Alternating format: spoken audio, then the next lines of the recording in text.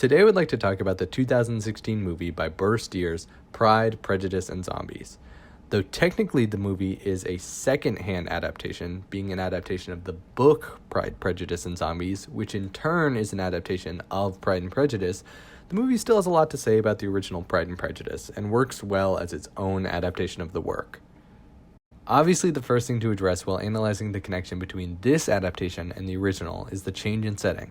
Why zombies? Zombies feel like such a random thing to be putting into Regency-era England, and especially into such a lovey-dovey story like Pride and Prejudice. But the zombies actually serve to reveal additional information about Regency-era society while providing clear agency for each of the characters to act when they need to. One of the greatest things about this adaptation is its relatability to modern audiences. Today, Pride and Prejudice has a major readability issue.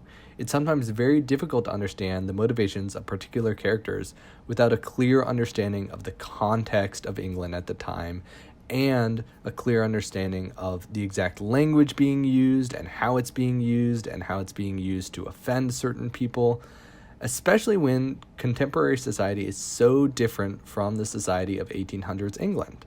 Pride, Prejudice, and Zombies gives the audience a much more clear and horrifying picture of why things like the engagement between Lydia Bennet and Wickham are such a terrible idea, especially in the third act when Lydia literally has to run away from hordes of undead zombies just to escape this terrible marriage.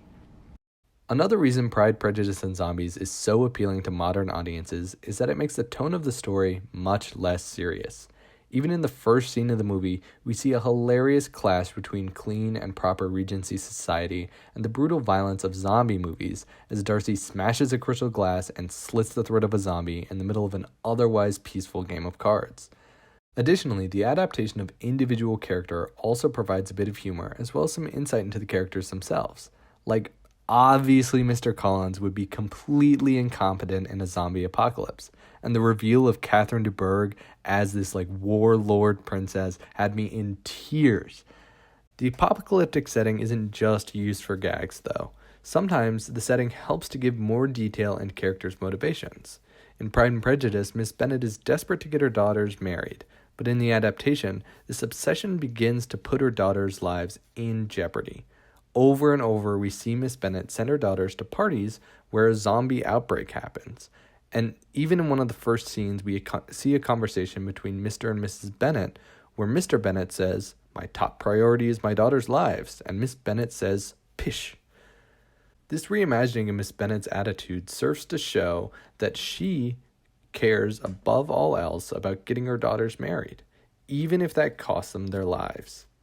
Though there's an argument to be made that the removal of a lot of the intricacies of Regency-era England make it less of a Jane Austen adaptation, there's also an argument to be made that the inclusion of more action elements in the movie make it a more appealing story for modern audiences to watch.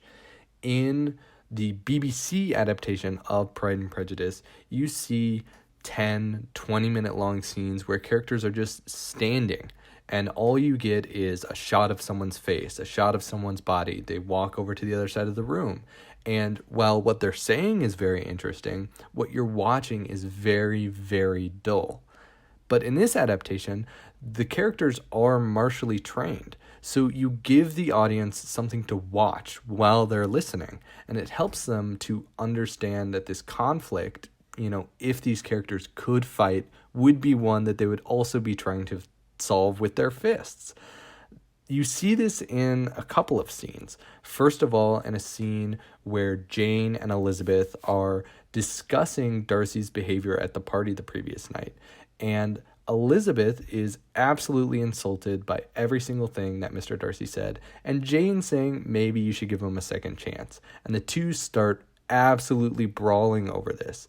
Their fight is matching the little quirks and all the little subtle sarcasms and all the little jabs that they're putting into their words. And we see this again in Mr. Darcy's proposal to Elizabeth.